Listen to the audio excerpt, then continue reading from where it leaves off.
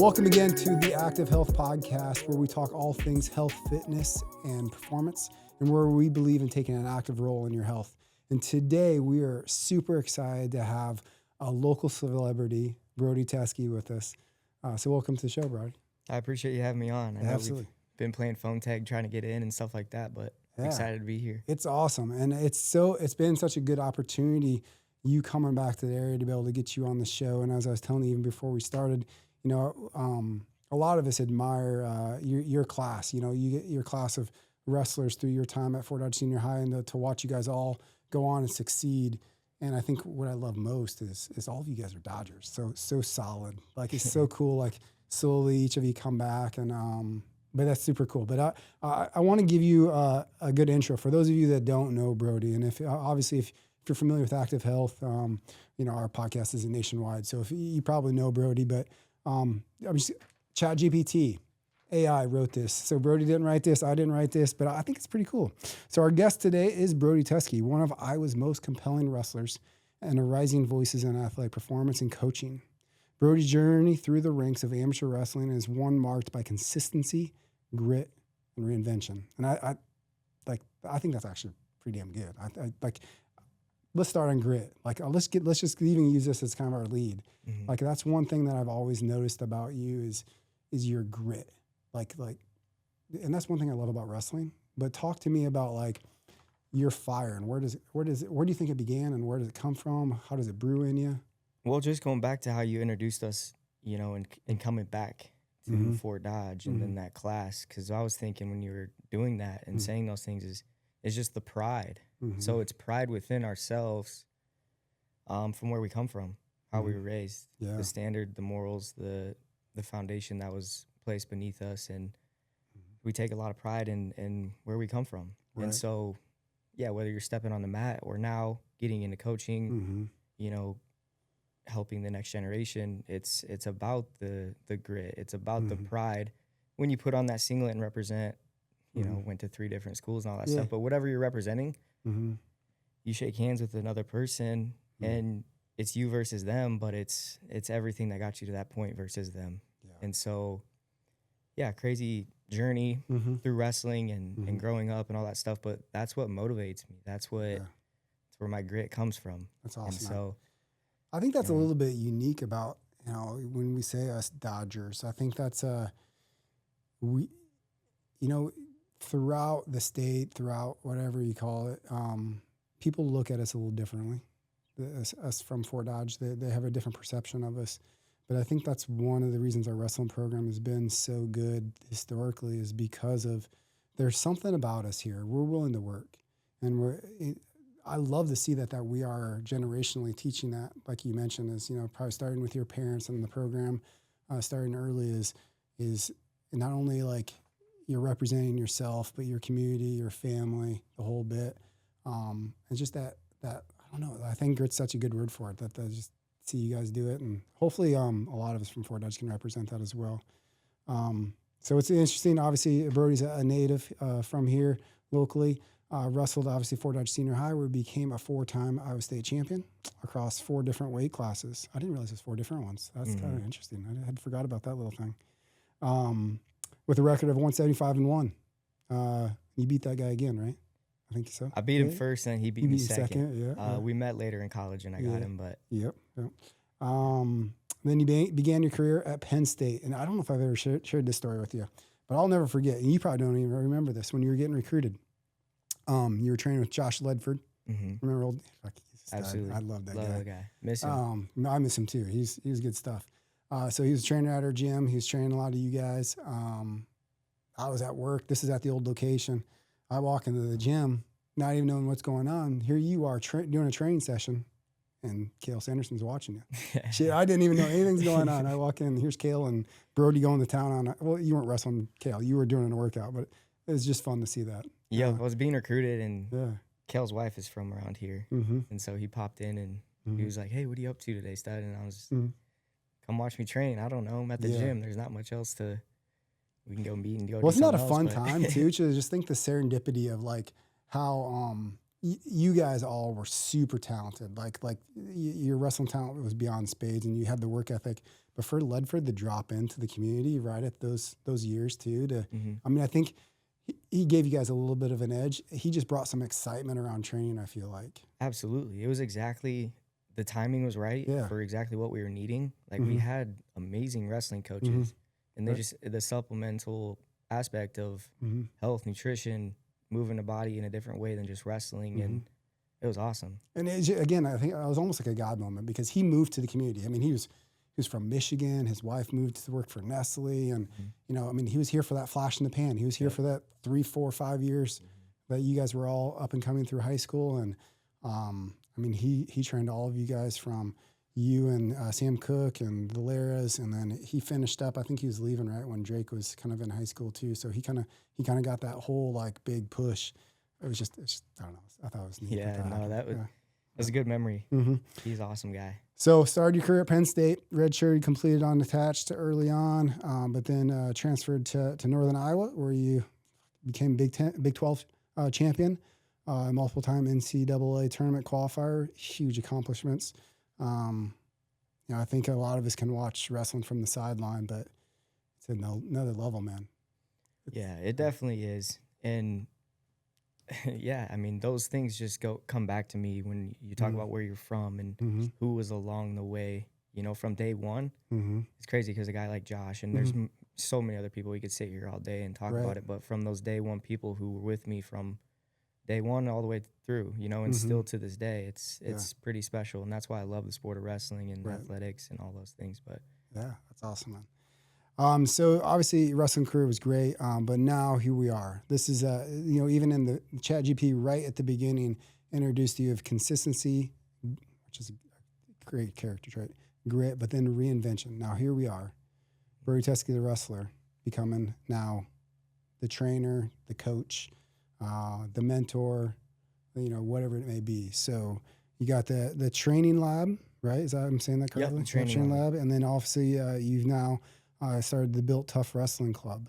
Tell me about that journey transitioning from athlete to how you got started and what you're doing for those high level athletes. I just mentioned to you right before we started, you know, right before you were moving back, I just saw you just traveling all over the country working with these high level athletes, and it was super cool to see. Tell me about what you're doing there. yeah, so just along the journey, it was always about me and then winning that next title and getting my hand raised and all those things. And that's all I wanted to do. And then when it was done, you know, your career's over. I'm not gonna lie, it was not an easy transition. It's not at all. When you go from a very structured and detailed oriented lifestyle, knowing when you're eating, when you're training, when you're recovering, and all those things, to free time, it was like dangerous in a way, you know. And so right after I finished up, I moved to Arizona and was living out there, 300 days of sunlight, amazing weather, awesome. Started roofing. I did some roofing sales and found out real quickly that it wasn't for me. And then I had met some really special people out there in that community where I was at, training and wrestling, and they're the number 2 team in Arizona. And so it was easy for me to, you know, I ran a couple camps for them, and then all of a sudden they're like, hey, we want to have you in as much as we possibly can. Sure. Built relationships with a bunch of those high school boys, and then started doing private lessons and taking those guys under my wing. So I was doing that along the side of training with UFC superstar Sean O'Malley and his whole fight team and gym out there. Him and his coach, Tim Welch, brought me in for a couple of his camps leading up to his title fights, which were versus a big-time wrestler. And so I matched the likeness of who he was going to fight. It just made sense, bring me in for camp, help him with wrestling and the body type and all those things. It's very important for those guys. So I was doing that, and then... Can I ask you some questions about that? That's kind of interesting. Sure.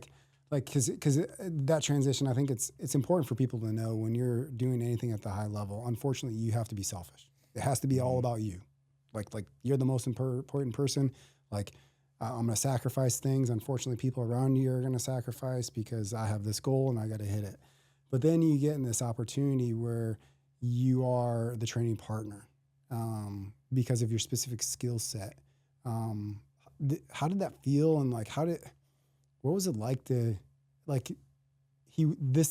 O'Malley was not a wrestler. He was more of a striker, right? Yeah, kickboxer. Yeah. So like, could you beat him at wrestling, or like? I mean, just if I it was get that just a lot. wrestling, right? Yeah, you know, difference in skill level, or how did you feel being that training partner? It was amazing opportunity. Mm-hmm. Going back to my career, because we'll evolve into that question. But when I was done competing for the University of Iowa, I was ready to be done with wrestling as a whole. Sure. Career didn't end right. I was, more or less just salty about all that, and that's on me. I take full ownership of it. But I wanted to get away from wrestling and try sales and get into something new and business and all these things and make money. And then it was like very quickly pointed back to, well, what do you know? And I know this, and this is the game, and this is my life. Yep. And God points you in that route. So Right. they had reached out. I had trained with them a couple times because I had visited. I had a girlfriend in Arizona, and so I was visiting. And so I would train with him and come back and forth, and it was awesome. And then full time living there, it was like, hey, we want you in here all the time. And so it made sense to help him out. And so not being the guy was honestly, it's cool. And I trained with a lot of very high level people and superstars, like famous people that most people in the community would be like, oh my gosh, you know, like kind of bow down to him. And it wasn't that way. Because I had been around such high level people before. It was just like, okay, I want to get back into the gym. I want to train myself. It's something I'll do each and every day. And so when they were having me in, it was like, yeah, it's not about me anymore. I do have things I can offer him, even though he is the forefront, ESPN, UFC, the Nelk Boys, all these people are coming in, and he's signing autographs for people that are just popping into the gym before we train, and he's doing podcasts, and he's famous, but for me, it was just like, just go train. Right. And so to answer your question, wrestling wise, 100%, as I should, right? Right. He's not a wrestler. Like that's your specialty, right? Yeah. Cool. Now, if you add in a rule set where he can punch me, then it's not as fun, but that's crazy. It's awesome. It was a cool opportunity, and I still stay in touch with those guys all the time. That's super cool. And so I learned a lot from them as well, right? So not being the guy and having that focus of me all the time, which I don't think is healthy, even when you are the competitor and when you are the guy, but being able to help him and drop my ego and say, hey, I have these wrestling abilities I can help you with. It's fun. And so the whole gym was just a very important piece of me too. When I was getting back into, okay, well, I want to wrestle and I want to be around athletics and train and the lifestyle. Those guys were living it at the highest level. So it was like, awesome. I'm going to find a new gym, a new space, a new family in a way. And they brought me in, and it was awesome. It was very welcoming. And at the end of the day, yeah, they're all super famous and all this, but they're normal people. They're just like us. That's just it. Is, as we watch them from the outside, because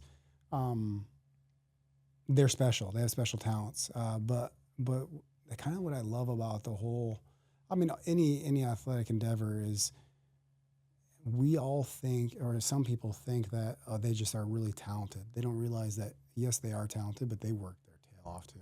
Like, it takes so much work and like the special pieces to get there. And that's kind of, tell me about the whole training lab kind of scenario you were doing with people. Were you doing some evaluations for them and doing some testing and things like that? So for a while, going back to my career at Penn State, I had built an initial relationship with Coach Sam Calavita. He's the owner of the training lab. Oh, okay. They're in California. Their headquarters is there. Just got off the phone with him before I got here. He just purchased a 10,000 square foot building. They're growing. Things are going really well for them, and to be a part of that is awesome. Extremely grateful. Built a relationship with him when I was at Penn State. So when Kel Sanderson and that crew got hired to Penn State, they brought these guys in. Right. They noticed from day one that this aspect is missing in wrestling, and they brought it. And everyone's like, well, what's Penn State's secret sauce? What is it? What's the formula? And I'm like, well, this is a huge part. Yeah. It's no longer the tough guy mentality, get tough and push through, which is what we're founded on, right? But it's got to have it. You do got to have it. But adding this to it, the whole lifestyle, nutrition and recovery and doing everything right, with metrics to be able to to test it.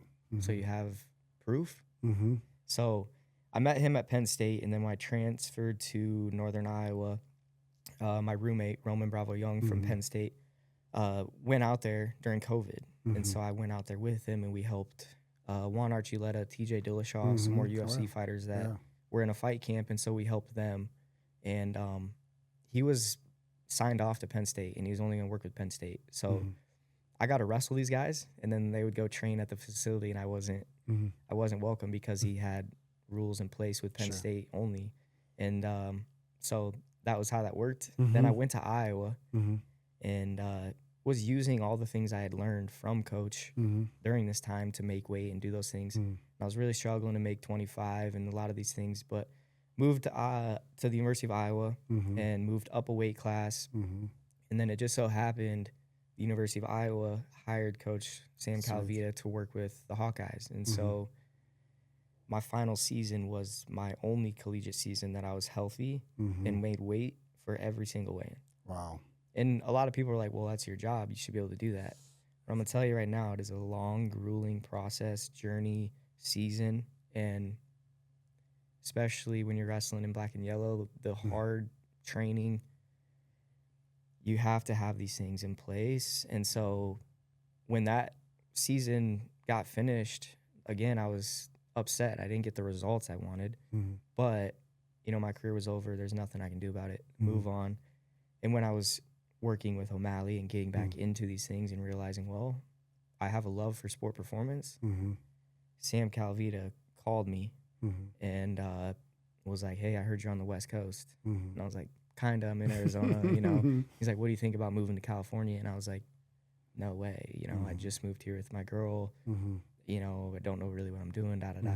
Then he called me back a couple weeks later and was like, hey, I'm making you an offer, and I don't think you're going to be able to refuse this. And so I really started to get back into the sport performance stuff, and I loved it. I always have. That's why I didn't get a degree in something specific. Right. You know, I got a liberal studies degree that allowed me to travel in the off season and train and do my self studies, if that makes sense, in recovery, nutrition, and all these things. And so just the whole thing kind of brought it all together. And then when he called me and offered me just to come to the training facility and work under him, I was like, you know what? I'll be out to visit. So packed up, loaded up, and went to visit. And we just kind of got to talking. And they're building these things out in California right now. And I kind of want to make sure we touch on this of how things kind of make their way to the Midwest. Yes, yeah. So these things are coming. Yeah. And so coming in your facility, I'm like, it's beautiful. This is an awesome spot. This is an amazing space. I want people to know these things exist because we talk a lot about this with the training lab. It's like, it's one thing to do things and just really not know, right? To live an unhealthy lifestyle, not knowing the consequences. But it's another to know and still choose that route.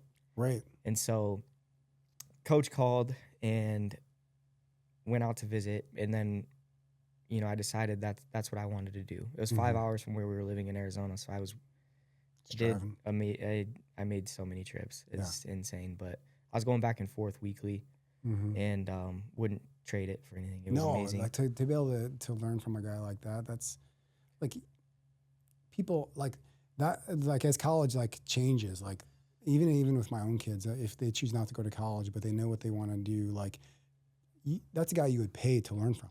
And you got to mentor under him and probably actually get paid. And so like it's worth the drive. Yeah, absolutely. You know, I'm in my car that I've had since I was 16. It's been on the East Coast when I was at Penn State, West Coast to the beach, now back here. But it's just miles and road time, and I actually enjoy that stuff. But had a place there. We had our spot in Arizona, and they're building this thing. It's called the Universal Sports Institute. And so I was hired on to coach that. And so with that, these kids go to online school. So they're basically homeschooled. Yep. And they have the facility built with red light therapy chairs that these kids are doing studying in, with their boots, their Normatec boots, and all of the training lab modalities, paired with the training lab functionality of how we train athletes. Right. So these young kids they have no clue what they're actually being offered. Right. but we're putting them into the system, watching these kids' metrics and grow, and you know, they're showing up and, oh, I did 2 more pull-ups than I did last week. I'm like, oh, that's growth, you Right. know. And so, hey, here's a pistol squat. I did 3 more with my right leg, like things like that. These kids just don't even really understand. But working them through that system, I was learning how to coach. I was learning how to absorb information at a very high level. I don't know the scientific, you know, Yeah. those big Right. words and all these things of what they really mean. I am studying, I'm doing stuff still, and I will always. But I was doing that through the Universal Sports Institute alongside coaching the high school team in California. Meanwhile, I still have my kids in Arizona that I'm training. So going back weekly, I was busy, but I was at the training lab, which is just a setup like you guys have, putting people in hyperbaric chambers, you know, opening and cleaning the red light beds, and just absorbing so much stuff. It was an amazing time. And then anytime I had free time, I was at the beach, you know, so it was pretty special. But exactly, yeah, having a mentor like that in your life was seriously so pivotal for me, right? I just got done talking about how hard the transition was from being the guy, being the athlete, and then stepping into the role of real world, whatever that really means. But having good people around you is, Always I know important. it's how important that is. Yeah. So, A couple of things you touched on there, I think I'd like to kind of go back to. I think measuring things and making choices, whether you know the results or not. I mean, I think that's the thing. I think a lot of just the general population have is they're making choices about their lifestyle, not knowing that by choosing not to sleep good, they're actually affecting all these other areas of their health, or by choosing to eat a certain way, you're affecting all of this. Like, I think there are some lines that can be drawn, but there's a lot of disconnect. They think that, well, if I just eat some vegetables, I'm gonna do better. If I don't eat fat, like they have either wrong information, bad information, or don't always connect the dots. But I think that combined, and that kind of did spill into athletic performance in wrestling. Is, for years as wrestlers is just do more workouts, eat less food, trash bags, spit in cups, do all this stuff. Yeah, so to actually be able to put some science behind it and train smart, and know that there is a proper recovery. You can actually potentially work out less to get more gains, and to be able to track that with, I'm sure they're using like heart rate variability and things like that, to be able to see how your recovery is going. Should I train hard today, or should I kind of take it easy today? And hey, it looks like we're making progress here, so we'll keep that, but we're not here, so let's change it up here. So like to make those changes when you're reaching those pinnacles, it's important. But if the cool part about when that's happening in athletics is that all will eventually come down to the general population. And that's where I live most of the time, is working with the general population. But it's cool to be able to see those modalities and the differences they can make, like the red light therapy, which we have here. I have a cold plunge at home. I have a infrared sauna at home that I use on my own. And all of those things do make a difference. But getting good nutrition and appropriate for your body and things are important. So it's kind of cool that you kind of saw that starting to happen. These training clubs they're going to get to the Midwest soon.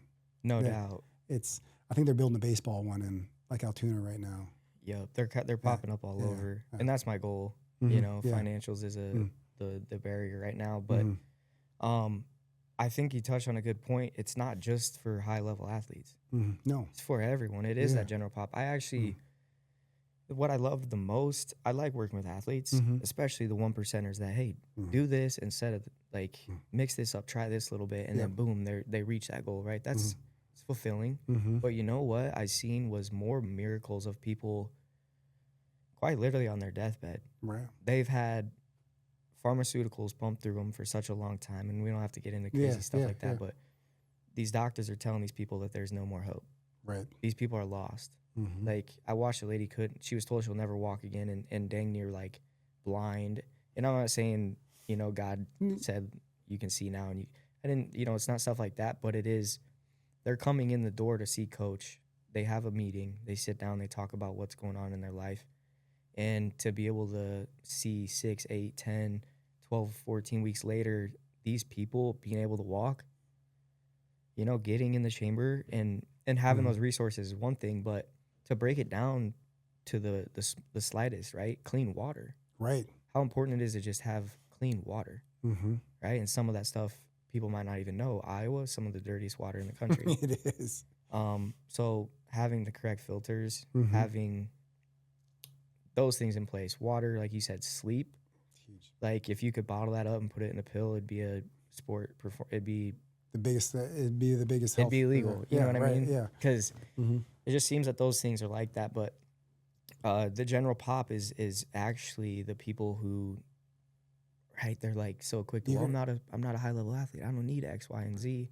But more importantly, you do, because going to Casey's and grabbing that breakfast pizza is so dang good. I'm gonna tell you that. But it's not good for you at all. No, and you're hitting on something there. It's kind of like, it's almost working with general population is kind of like the newbie gains.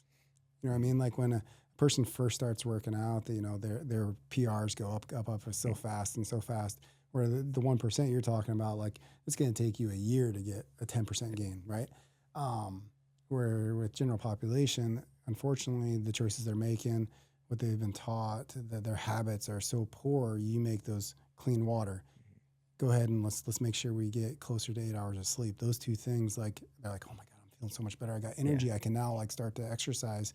And now they start exercising and like, oh my gosh, I can move again. Mm-hmm. It becomes education, because I don't blame people totally for their choices, because they've been kind of lied to. The way we've been taught, and again, I don't even blame doctors per se and some of the choices and the recommendations to make, but there's very few doctors talking to them about drinking clean water, and very few doctors talking to them about they should sleep better, and very few doctors saying, hey, maybe we should change up your diet. They're just, let's try this next med. Let's do this med. That med didn't work. Let's try this one. Hey, let's get some sunlight. Right. Yeah, sunlight would be a huge one. And so it's just a different lens. And I think it's so, as a chiropractor who's, is founded in holistic health, it's refreshing to start to see that it is coming around, that saying, hey, the pill isn't always the answer. We can get back to these basics, like quite frankly, elements. We're talking about air, water, sun, just even grounding, the earth and grounding. It's like there's so many cool things, just getting closer to living with nature. All those things can just improve our health so much. So if we can get people that transition, it helps high performance, but also helps the general population so much. So it's neat to see. Well, and that's what we tell athletes, because what you're saying, one word that comes to me is convenience. Mm-hmm. And that's what kills people. That's what kills people's dreams. That's what these high-level athletes during my career is like, there's nothing convenient about being a champion. No. Nothing. Or comfort. I like comfort and convenience. Or if you're comfortable, and even in the business world, growing businesses and things like that, if you're comfortable or you're complacent, comfortable, you chances are you're going to go backwards. Mm-hmm. And so to get out of that comfort zone, it's unfortunate. I think we got to be realistic that, and when we're talking about healthy, people always want that one thing that's going to make them better, or I want to get better in this area. Unfortunately, just because you did it today doesn't mean anything. You have to do it tomorrow and the next day, and the next day, and the next day. Gravity or death, time is our enemy. It is tearing us down every day, and we have to do something to fight against it every day. And so you have to be, the other word that ChatGPT used for you is consistent. You have to be consistent in the things that you do. You don't get to get in the hyperbaric chamber one time and it's going to be the solution. It's the consistency. You don't get to eat good one time and be consistent or be the solution. We really got to be really consistent with these choices. And I think that's the biggest thing. It's a mindset shift to say, hey, I got to keep this up. If I want to change, if I want to be a champion, if I want to be a champion in life, if I want to have a good life, I want to have health, I got to pursue this every day. Exactly. It's consistency over time. It's killing the convenience and doing what you know you need to do. And like you said, I think it's so important to touch on is just the world we live in today just pounds the convenience, the right now aspect. Everyone wants it right now. Right now. But you got to be gritty. You got to be consistent. You got to have those traits. And so I try to live by that. So shout out to ChatGPT. ChatGPT did a fantastic job of giving us those keywords. So what's next? So I love that you've recently got this Built Tough Wrestling Club, and that's a no-brainer for you, right? Mm-hmm. But tell me about it. I mean, some of the audience. I mean, you 2 months in, 3 months in, 2 months. 2 Yep. months, yeah. We're 2 months in. Really, it was the low hanging fruit. Mm-hmm. I moved back from Arizona just for personal choices Mm-hmm. and still have all the connections out there. Actually, we have my California team and the Arizona team are coming to Iowa next week for a big tournament in Des Moines. Oh, sweet. So my club and all three, we'll all be getting together, hit a couple training sessions, and then compete at the tournament. So it's cool. I'll be able to see those guys. California is still there. All those things with the training lab. I have athletes under me that I watch their profiles each and every morning. Guys are waking up. To your point with HRV recovery stuff, they put on a heart rate monitor and they do those things. So I manage those accounts, and then also with the training lab, I know I'm getting away from the club, that's all right. That's all right. the training lab, we have a huge supplementation line right now where we have electrolytes, proteins, and Nice. and more coming. So those things are growing. So I'm Yep. still able to be here, kind of be remote with those things and do those. But the wrestling club, really, it started, I moved back, and I have a gym in Coralville. So I was training Spencer Lee, Drake Aiello, some of the Iowa Hawkeyes through the training lab modalities over there. And then coming back to Dodge, this is where my family's at. This is where I was like, well, you know, this is probably where I'll end up. It's where I want to be, closer to family. And so I did a wrestling camp a few months back, and a couple of the kids were like, hey, are you going to start a club? And I was like, let's do private lessons first. Where I'm at, I don't want to jump into that quite yet. And so I was doing privates with 2 kids. And so it was just fun, more or less. And then they're like, hey, can we tell people about it? And I was like, go ahead. You know, one night we ended up having like 43 kids. And I was like, you know, maybe there is real potential here. Yeah. Still not ready to commit with it, but then some of the training lab stuff in Coralville, it slowed down. Spencer finished up Final X, and then through Worlds, we got him ready to go for that. So it just kind of made sense. Decided to partner with Team Valley, Carl Valley, Dr. Dan Gabrielson. They have a facility in Clarion. And so then we're running 2. We have the spot here. I go to Iowa Central. Luke Moffitt helped me out there. And so we have 2 locations, and I just checked this morning. We have 93 kids completely registered, and we're pushing the 125 mark with people who are extremely interested. And I run a system so I can see who's completing the registration process and see all those things. And so we're right around that 100 mark, and it's pretty special. That's pretty cool, man. So giving back to the community, helping the next generation, something I definitely want to stand on and be about. So tell me about what's going to be like your coaching philosophy with this. Like, so like you look at these clubs, and what they do super well is you have to have the leader has to be strong enough to get the people in the room, and then obviously be that leader. And I will talk about that. But one of the huge benefits is you get all those kids that want to push that hard, fighting each other, wrestling each other, having the partners is huge benefit. But then they stick around for the coach and what they're doing. So tell me like what is your philosophy, or like has it changed over the years, or like when you talk to the kids, what are you saying? Like what's your message to them? Well, the message to the kid is always fun, right? Because without fun, no one wants to do that. No one wants to be around something that's not fun. So that's a big thing, is just keeping it fun. But longevity is another thing, and that's hard to sell, because we go back to the convenience thing, and we go back to the parents want their kid to be a superstar now at even 6 and 8 years old. Patience could be a good word. Yeah. Being patient. Like, unfortunately, these kids, some of them just won't develop till a certain age. Right. It takes time. It takes time, the consistency over time. It's not an easy sport. So if you're not having fun, your days might be limited. And that's the last thing I want. Right. You know, I competed for Kale and Tom and Terry and Doug Schwab. And so I kind of take all 3 of those experiences and build my own system as far as wrestling techniques and the mindsets and the philosophies within those programs. And so I think a kid around here has the best, I mean, I don't know. I Mhm. don't know many Yeah. other people that have ever done that. No, you're right. I mean, to be able to pull from those legendary coaches and to be able to see them and be in the room with them, at the time, it probably wasn't the way you wanted it to go per se, but like looking back, what a blessing. Mhm. What a cool experience to be able to see the coaching styles, the way they communicate, the way they push, uh, like all those different aspects. And all of them are successful in their own right for different reasons, like people excel in different programs for different reasons, but to be able to experience those is like, again, a mentor as your coach or your mentor, and to be able to you get to see what you like and what jives with you and what's going to be your philosophy and how are you going to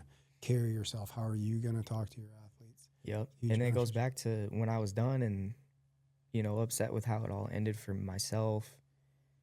I look back, I was sitting in the tree stand this morning doing some deer hunting, and I was just thinking, kind of recollecting thoughts, and I'm extremely grateful for how fulfilling it has been in the last 2 months. Yeah. It's so fulfilling to be able to, one, offer that to the kids, but to see them and the excitement they have for it and having that thing in place. And it's not about me anymore. It's not about, oh, I didn't get my hand raised, because guess what? Those kids really don't care. Right. They don't care. You could ask them, who won the 133-pound national title 5 years ago? I don't know. Right. Some of the kids didn't even know who I was. Right. Which Well, is awesome. I it's love it. kind of It's awesome. humbling. Yeah. But it's fulfilling to be able to do those things and to not make it about myself, but to make it about these kids, raise them up, from the wrestling aspect, and offer something outside of their home that gives them structure, discipline, and those words that I try to live by and try to instill into them. It's awesome. And then I was thinking again this morning, like 93 kids are registered. It's like that many families are invested into me. I love that, and now I got a job to do. That's awesome, man. So.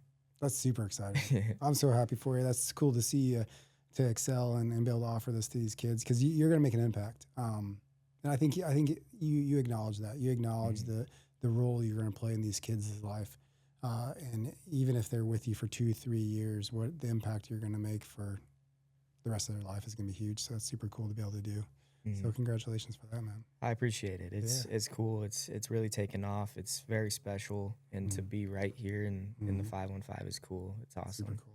And I was going to ask you what's next, but let's not even get there. We're 2 months in. Let's just be grateful for where we're at right now. Yeah. Maybe in the future we'll have another conversation. Definitely have my goals, my 5-10-year plan, where we want to be. Yeah. I know there's a lot of people who are like, oh, is he gonna even stick around? It's like, this is where I'm at. Yeah. I left a very serious relationship, and things California was going great, things out there. Yeah. Because I wanted to be here. I want to be closer to my family and to reinvest into the community that was my foundation and platform for what I've been able to do. That's cool. And so it's awesome. And the training lab stuff is growing crazy fast right now too. We had communication with some people in China this past week that we're going to start getting our supplements pushed to them. And should be able to start seeing these in Walmarts, Targets. Wow. Our line it's growing fast, large. Cool. At these tournaments, we're going to be setting up booths so kids can try sample things, and then buy stuff right there. My club is the only club right now that is even offered these resources, and so whether they take it up or not, it's there. And that's what I want to do is that's why coming into your facility, it's like it's eye-opening, because you hear so much about Dirty Dodge this and that and all this, and it's like, well, it's about what you're focused on. There are things that aren't so good, but are you going to look at that stuff, or are you going to focus on the positive? And I just make the choice to look at the positive, and this is awesome that it's offered and people have these resources around. And that was my goal. I wanted to come back to Iowa and bring these modalities, bring these things, at least allow people the knowledge of knowing. Right. You can make your own decisions, but here's the information. Cool. So that's awesome, man. Thanks for being on. I'm sure you'll probably be on again in the future, and we'll based on what you got going on, I'm sure we'll be in conversations on other stuff. It's so cool to be able to see you come back and give back. So thanks for being here, and thanks for being on the show, man. Yeah, I appreciate you having me on. It's good talk. Yeah. All right, guys. See us next time for the next show. If you have any questions, comments, if you want to reach out to Brody, if you want to get a child involved in the Built Tough Wrestling Club, We'll go ahead and get his links, and we'll put it in the socials so you can reach those out to him and get things started. But thanks for watching, and we'll see you next time on the Active Health Podcast.